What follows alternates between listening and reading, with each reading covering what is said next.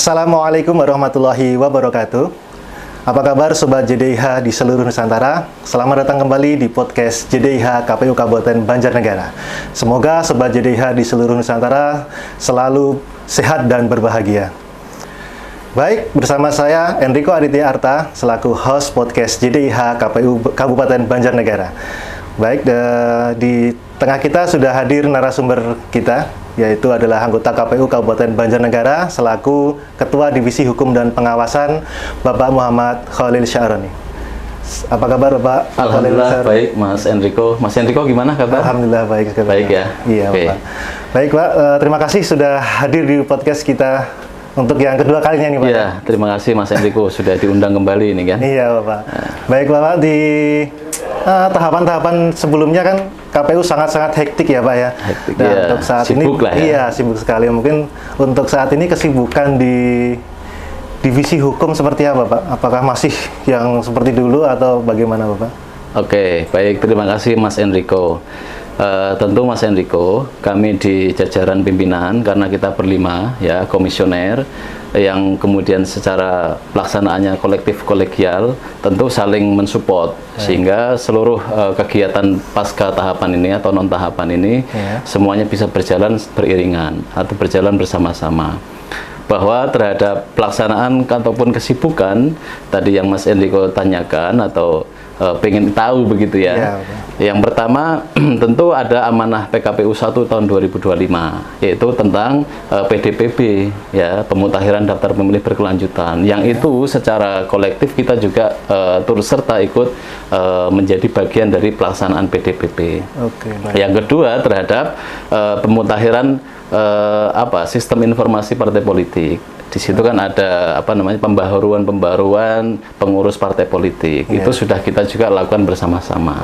Dan yang paling urgent Mas Enrico bahwa di amanat PKPU 8 2019 terkait tentang tata kerja KPU provinsi maupun kabupaten kota, divisi hukum sebagai koordinator penyelenggaraan sistem pengendalian intern pemerintah yang kemudian itu dilakukan secara berkala ya setiap sebulan sekali ya.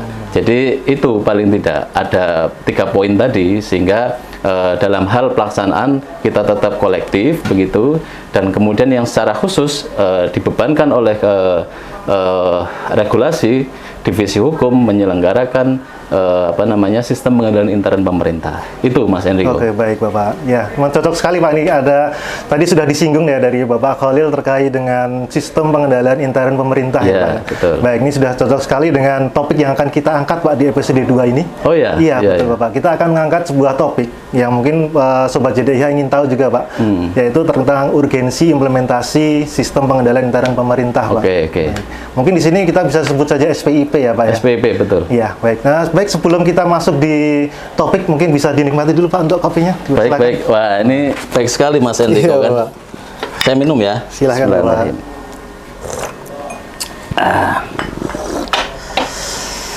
Baik Bapak, terkait SPIP tadi ya Pak ya. Mungkin di Sobat JDIH di seluruh Nusantara juga ingin tahu Pak lebih dalam terkait SPIP Pak. Oke. Baik, untuk di SPIP itu sebenarnya bisa dijelaskan Pak terkait SPIP itu seperti apa?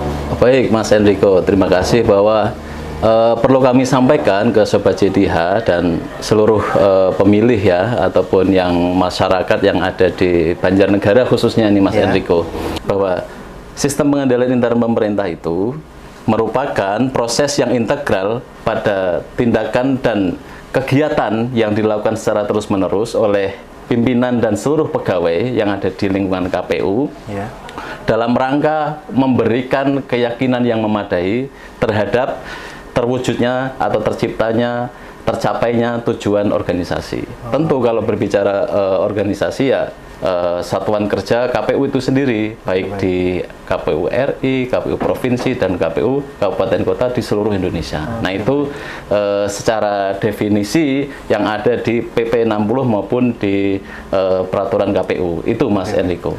Baik, mungkin itu definisinya seperti itu ya Pak ya. Dan sebagai produk hukum yang diberikan dari pemerintah kepada lembaga pemerintah tentunya Pak, itu pasti sudah ada dasar hukumnya yang mewadahi itu ya Pak ya. Oke. Baik, dasar hukum dari SPIP ini apa saja Pak yang sudah di... Baik, Mas Enrico, tentu betul yang ditanyakan Mas Enrico ya, karena segala sesuatu yang dilakukan oleh KPU itu harus berdasarkan peraturan perundang-undangan ya. Jadi bahwa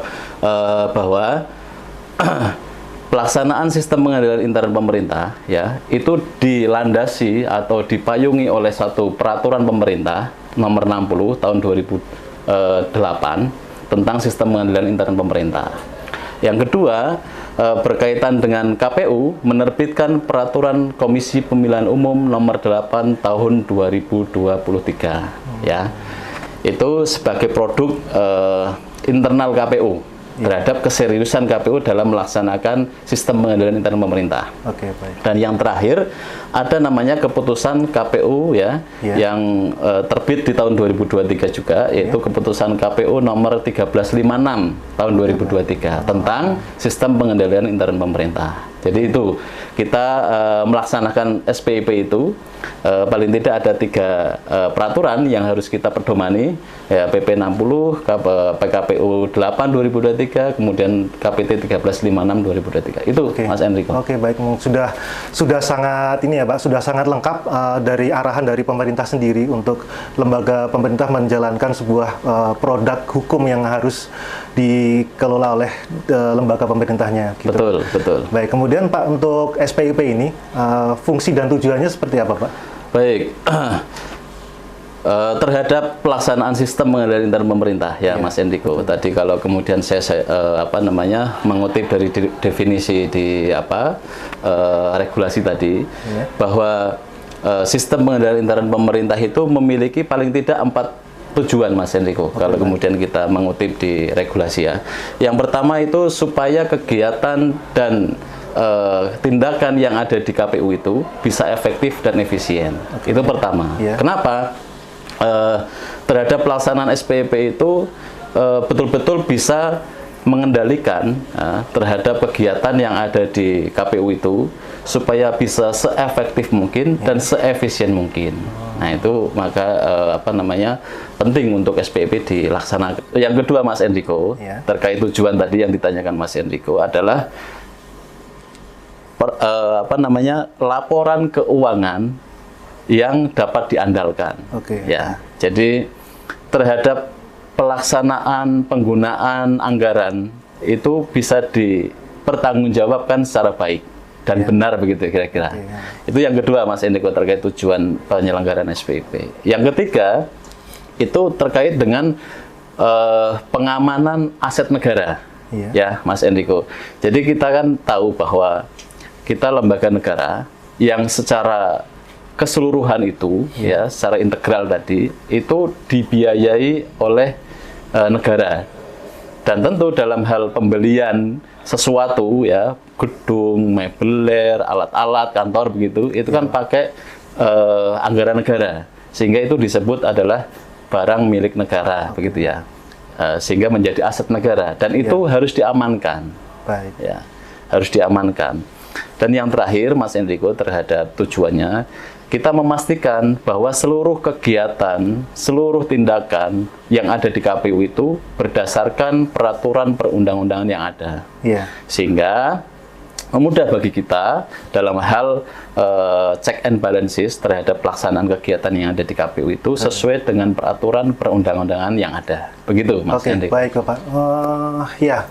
Beberapa tujuan tadi ya Pak dan fungsi tadi sudah dijelaskan Bapak, terima kasih. Dan mungkin lebih mendalam lagi Pak, ini dari Sobat JDIH juga mungkin ingin tahu lebih dalam lagi, lebih detail lagi terkait dengan SPIP ini Pak. Jadi SPIP ini kan pastinya ada teknis penyusunannya ya Pak ya. Baik. Nah, untuk teknis penyusunannya seperti apa Pak untuk SPIP ini? Baik Mas Enrico, kalau kita tadi saya sebutkan regulasi yang menaungi SPIP itu, kita itu melihat di petunjuk teknis atau keputusan KPU 1356 ya tahun 2023 itu banyak sekali lampiran-lampiran yang kemudian itu menjadi form-form yang harus diisi oleh masing-masing bagian.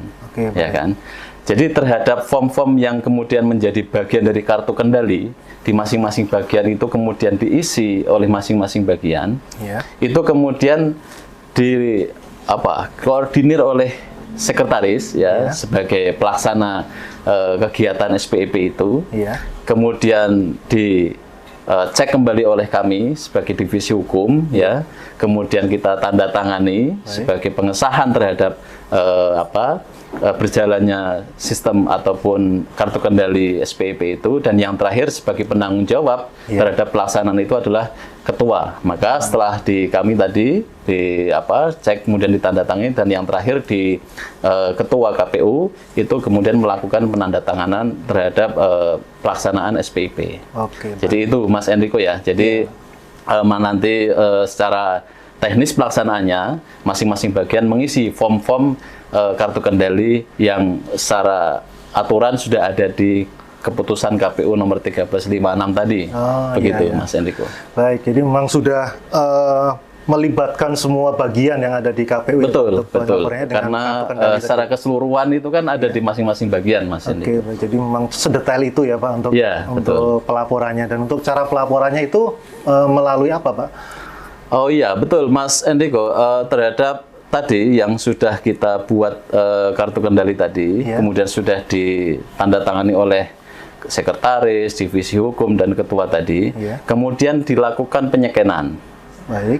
Nah, kemudian setelah di-scan ya, itu diunggah di sistem pengendalian intern pemerintah berbasis elektronik atau ESPIP. Oke, baik. Nah, Mas Enrico, perlu kami sampaikan bahwa ESPIP itu terintegrasi di inspektorat maupun di BPKP. Ya, jadi terhadap laporan di seluruh KPU se-Indonesia itu terintegrasi di ESPIP itu oleh BPKP maupun inspektorat KPU.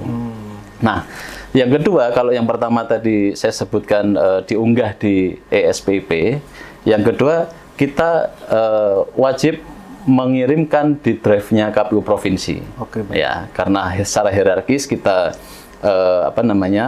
ada pimpinan kita di provinsi, sehingga data-data yang kita scan kartu kendali tadi itu kita kirimkan ke drive-nya KPU provinsi, sehingga sebagai kontrol bahwa pelaksanaan SPIP di kabupaten kota itu sudah berjalan dengan baik begitu. Oke, baik. Jadi memang untuk selain itu Pak, itu apakah ada tenggat waktunya Pak untuk pelaporannya itu? Baik, jadi KPU provinsi ya itu memberikan deadline terhadap kita KPU kabupaten kota, termasuk di Banjarnegara ini. Setiap bulannya tanggal 10 harus sudah terkirim secara keseluruhan, sehingga bisa dipastikan setiap tanggal 10 di bulan-bulan yang ada itu sudah terkirimkan baik di ESPIP maupun di drive-nya KPU provinsi. Itu Mas Enrico. Sudah ada tenggat waktunya ya, tanggal 10. Memang sudah terintegrasi, dan kita sudah dimudahkan ya Pak dengan ada ESPIP dan drive tadi untuk melakukan pelaporannya, dan untuk pelaporannya dilakukan satu bulan sekali. Gitu. 1 bulan sekali, betul. Baik, itu tadi mungkin sebuah gambaran ya Pak, gambaran terkait dengan SPIP yang sudah dijelaskan oleh Bapak. Dan mungkin untuk dari penyelenggaraan SPIP ini sendiri Bapak, itu apa harapan Bapak selaku Ketua Divisi Hukum dan Pengawasan, selaku Ketua yang divisi yang membidangi ya Pak, divisi yang membidangi koordinasi pelaksanaan. dari pelaksanaan dari SPIP itu Pak. Itu harapan Bapak Khalil apa Pak untuk penyelenggaraan SPIP? Jadi terima kasih Mas Enrico bahwa terhadap pelaksanaan sistem pengendalian intern pemerintah itu yang ada di Banjarnegara tentunya ya Mas, bahwa kami selaku koordinator penyelenggaraan sistem pengendalian intern pemerintah mengharapkan supaya dalam hal pengimplementasian sistem pengendalian intern pemerintah di lingkungan KPU Banjarnegara itu bisa berjalan dengan baik dan sesuai dengan ketentuan yang ada. Nah, kenapa? Karena kita menginginkan bahwa KPU itu bagian daripada pemerintah yang kemudian harapannya bisa menjadikan good government begitu ya, good governance dan good government, pelaksanaan tata kelola pemerintahan itu bisa baik. Begitu harapannya Mas. Oke, baik Pak. Terima kasih Bapak ya. Mungkin sedikit untuk Sobat JDIH di seluruh Nusantara bisa kita simpulkan bersama-sama bahwa dalam penyelenggaraan SPIP atau sistem pengendalian intern pemerintah ini, pemerintah sudah membuat sebuah sistem yang ditujukan agar organisasi pemerintah itu bisa berjalan secara efektif, efisien, dan juga transparan dan akuntabel tentunya. gitu ya Pak ya. Betul. Baik, Ya. terima kasih Bapak Khalil sudah membersamai Makasih, Mas kita Enrico. semua. Semoga apa yang sudah disampaikan tadi, apa yang sudah kita perbincangkan tadi Iya. bisa memberikan pengetahuan, tambahan wawasan kepada Sobat JDIH di seluruh Nusantara ya Pak ya. Terima kasih Mas Baik, Enrico. terima kasih Pak. Baik, Sobat JDIH di seluruh Nusantara, demikian obrolan kita tadi bersama dengan Bapak Muhammad Khalil Sa'roni selaku Ketua Divisi Hukum dan Pengawasan KPU Kabupaten Banjarnegara. Dan jangan lupa untuk Sobat JDIH di seluruh Nusantara untuk selalu like, komen, dan subscribe di podcast JDIH KPU Kabupaten Banjarnegara. Dan saya Enrico mohon undur diri. Wassalamualaikum warahmatullahi wabarakatuh. JDIH Selalu di hati. Dan